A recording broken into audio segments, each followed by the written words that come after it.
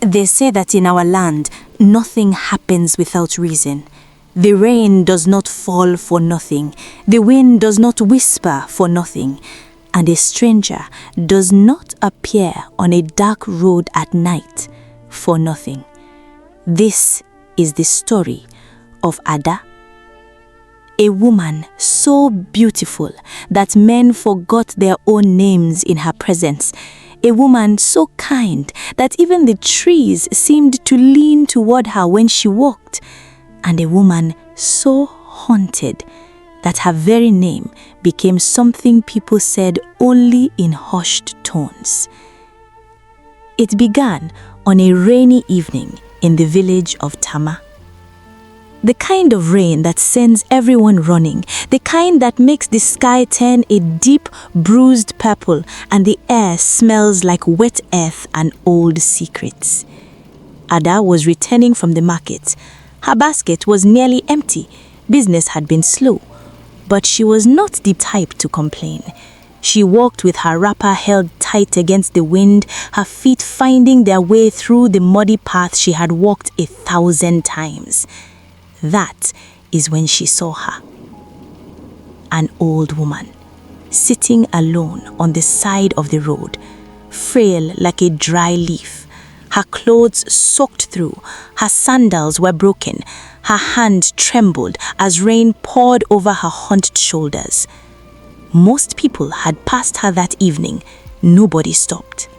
But Ada was not like most people. She ran to the woman, draped her own wrapper over her shoulders, and knelt beside her in the mud without thinking twice.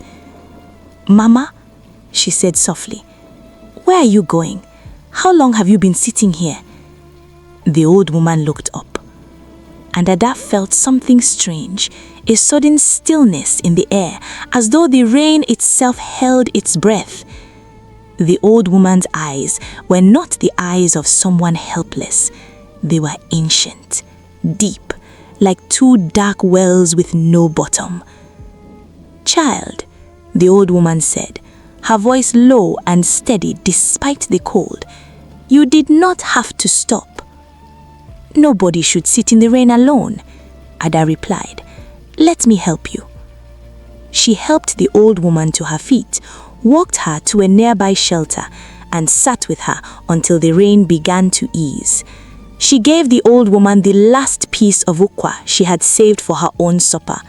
She asked for no payment, expected no reward. This was simply who Ada was. As the old woman prepared to leave, she reached down to her wrist.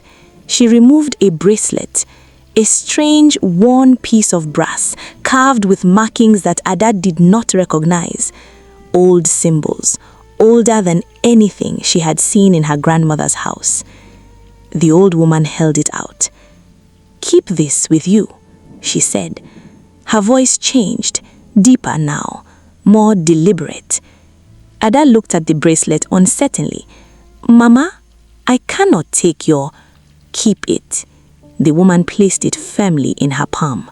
"But never, never allow anyone to remove it from your hand."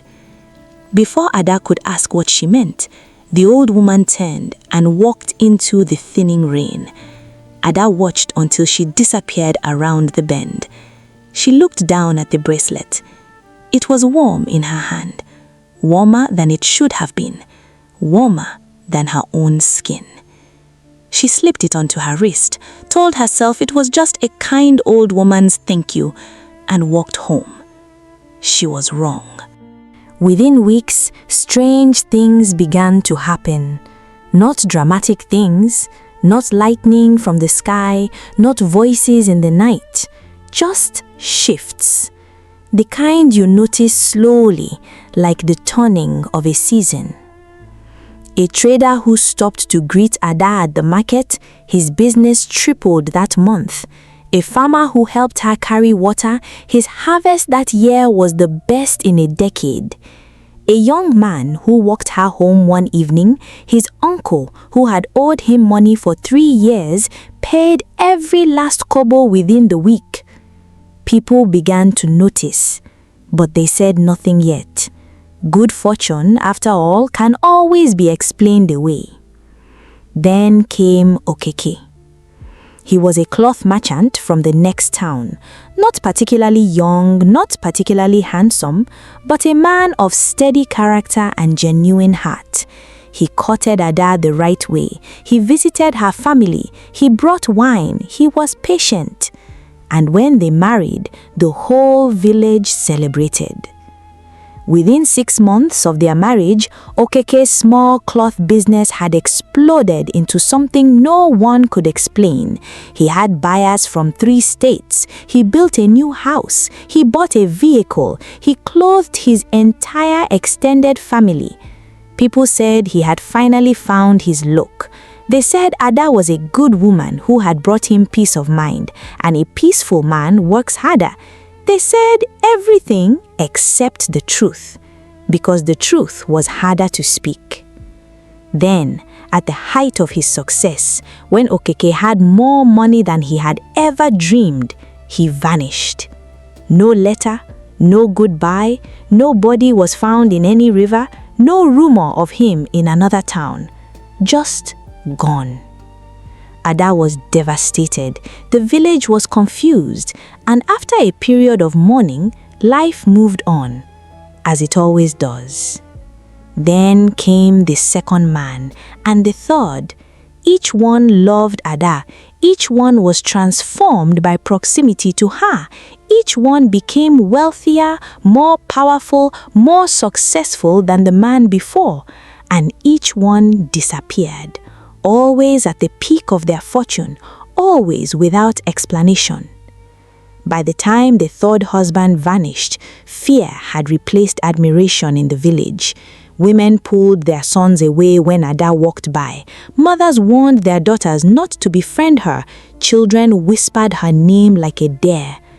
And the elders, old men who had seen much and said little, sat beneath the Odala tree and shook their heads slowly. That bracelet, one elder murmured to another. Have you noticed she never removes it?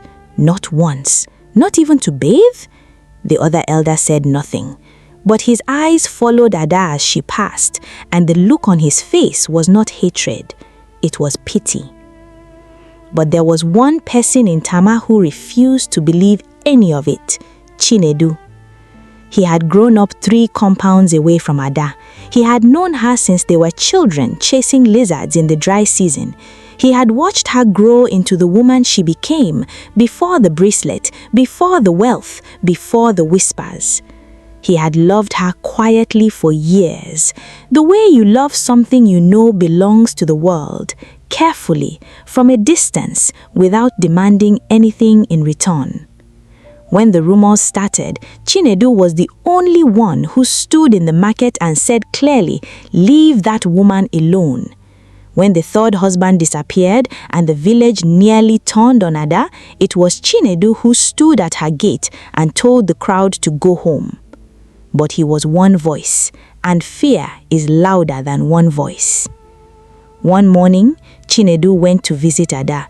He had made a decision. He was going to ask her something important. But when he arrived at her gate, she was gone. Not vanished like the husbands, she had left willingly in the night with a small bundle. Her neighbor said she had simply walked away, and no one had tried to stop her. Chinedu stood at the empty compound for a long time. Then he made a different decision. He was going to find answers.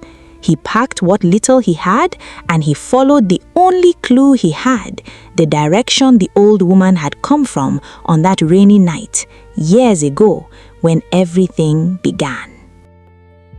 He walked for days, through markets and villages where no one had heard of Tama, through paths that grew narrower until they disappeared beneath his feet, through a forest so thick and old that the trees blotted out the sun entirely. He asked questions everywhere he went. He describes the old woman, her frail frame, her ancient eyes, her brass bracelets. Most people shook their heads. A few crossed themselves or spat on the ground when he described her.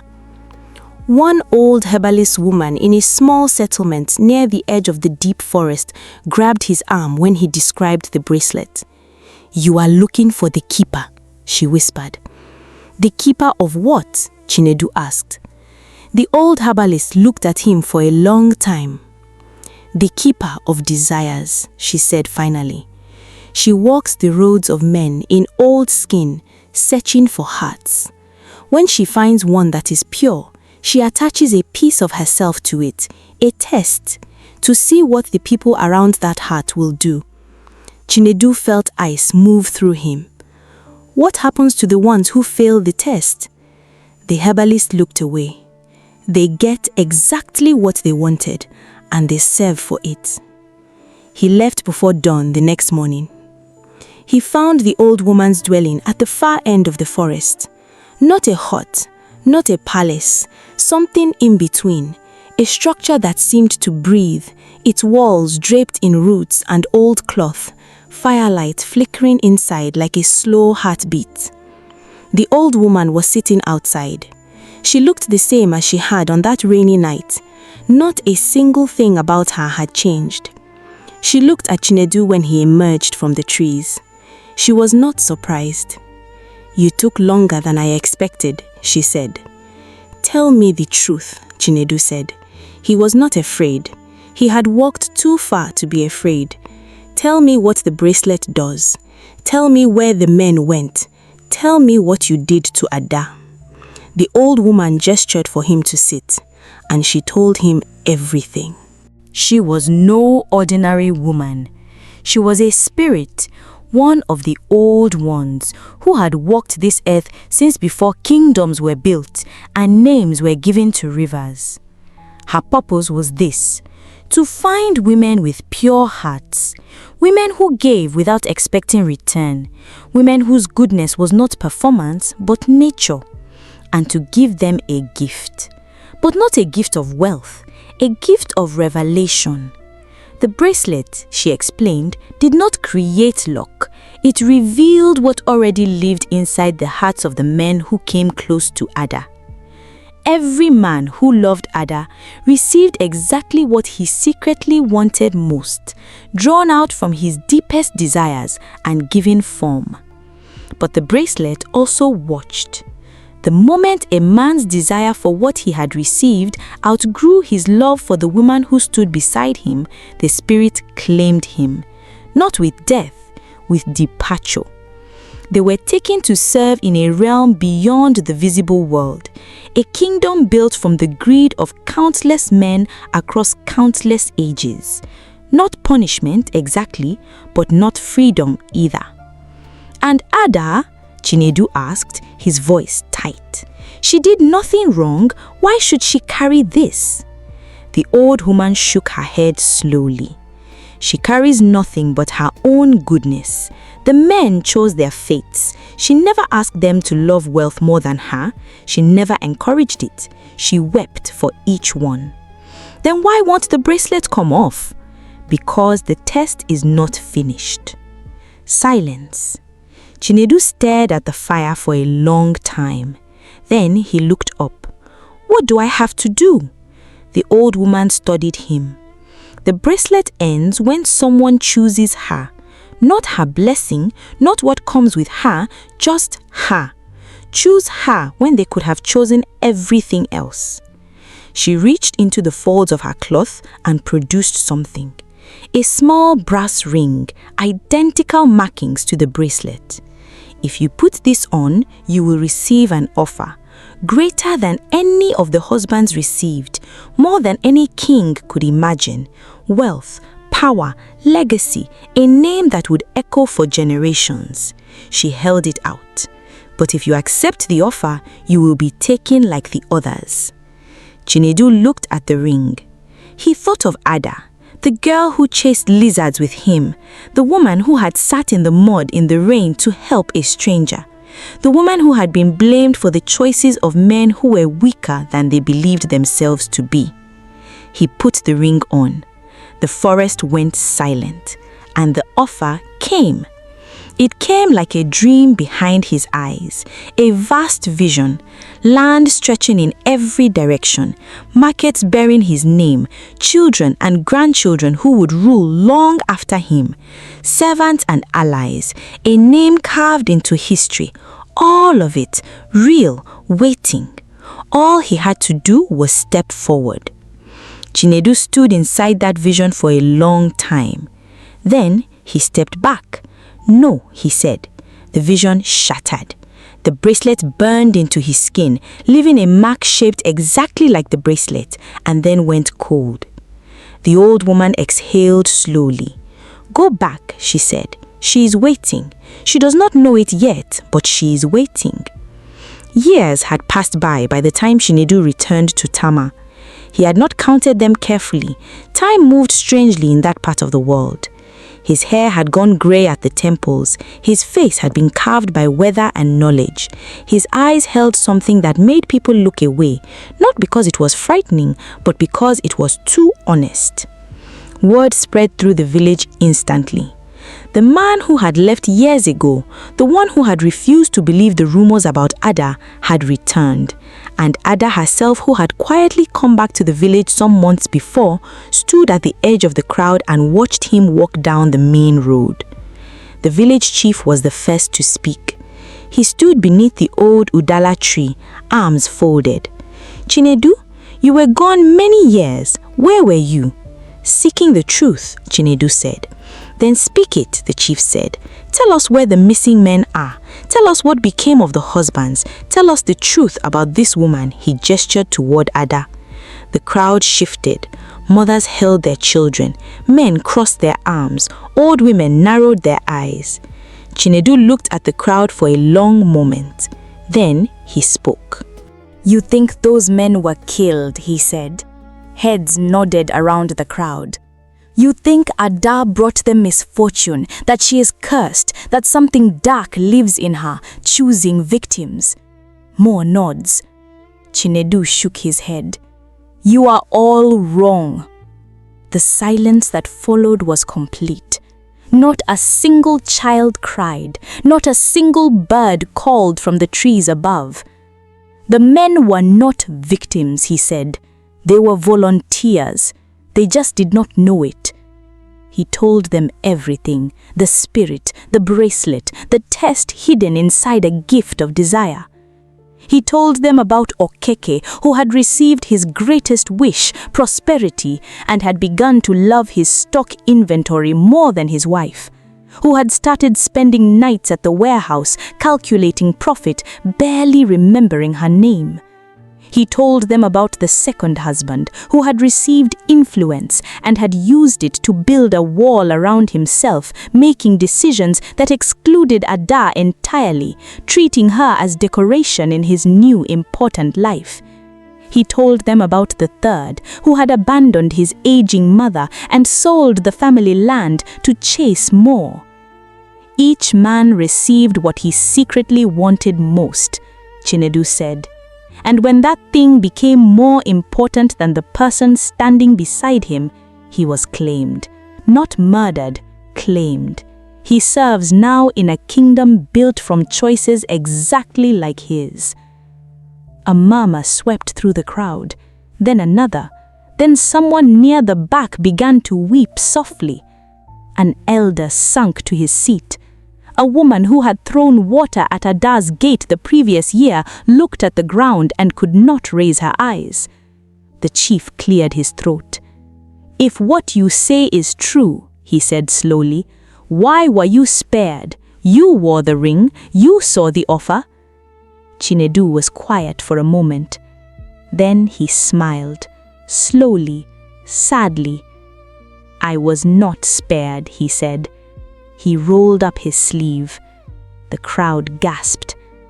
Burned into the inside of his forearm, dark and permanent, a mark, shaped exactly like the bracelet Ada wore.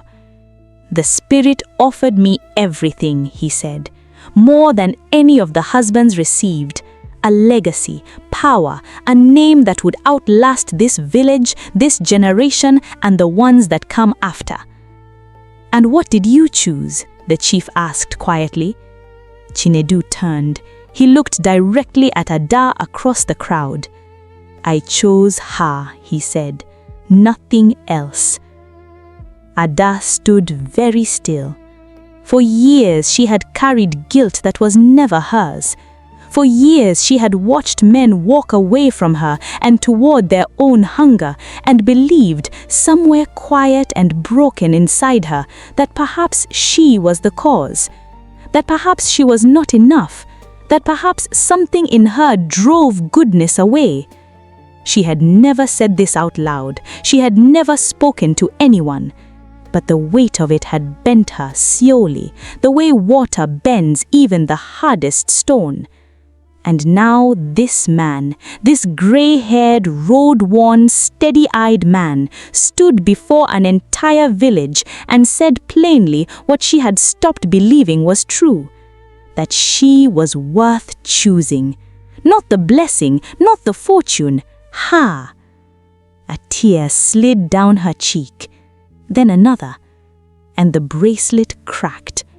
A sharp, clean sound, like a bone snapping, that rang out across the crowd. People stumbled back. The brass split further, deep lines running across the old markings. Then it shattered. Pieces fell from Ada's wrist and scattered across the earth. And at that exact moment, thunder rolled across a sky without a single cloud. Low, deep, final, like a door closing from a very great distance. The village of Tama was never quite the same after that day. It changed the way villages change when a truth they have been avoiding finally arrives and sits down at the table and refuses to leave. The women who had whispered about Ada came to her, some with gifts, some with apologies, some with only silence and eyes that held what words couldn't carry. Ada accepted them all because she was, as she had always been, that kind of person. The chief decreed that the story be recorded, not written, told, the way our people have always preserved what matters, passed from elder to child, from mother to daughter, from one generation to the next. And Chinedu? He stayed. He built a small house not far from Ada's compound. He planted a garden. He was not a wealthy man, and he never became one. But he was present, fully, deliberately, unmistakably present. He greeted her every morning. He sat with her in the evenings. He asked about her thoughts and listened to the answers. He did not perform love. He simply practiced it, quietly, daily, without an audience. And they say those who walked past their compound in the early mornings when the dew still sat heavy on the leaves, that there was a stillness there, a particular kind of peace. The kind that has nothing to prove, the kind that has already been tested. So what is the lesson of Ada? Our elders do not tell stories simply for entertainment. Every story is a seed. It is meant to grow something inside you. This story is not about a bracelet. The bracelet was never the point. The bracelet was only a mirror. It showed men the truth of their own hearts, and they did not like what they saw. Not because it was evil, but because it was honest. We live in a time when everyone wants the blessing, but not the responsibility that comes with it. Everyone wants the harvest, but not the long season of planting. Everyone wants to be loved, but cannot bear to remain present long enough to love in return. The husbands were not monsters. They were simply ordinary men who chose ordinary things, comfort, ambition, pride, over the harder, quieter work of staying, of choosing a person instead of what that person represents. Chinedu was not special because he was perfect. He was ordinary too, but he made a different choice, And sometimes that is all it takes. One different choice, made at the right moment with a steady heart. If this story found something in you, if it made you feel something, or think of someone, or remember a choice you made or wish you had made, then it has done what it came to do. Our stories are alive, they breathe, they follow you home. Like, share, comment, and follow our page to keep getting more of this kind of stories.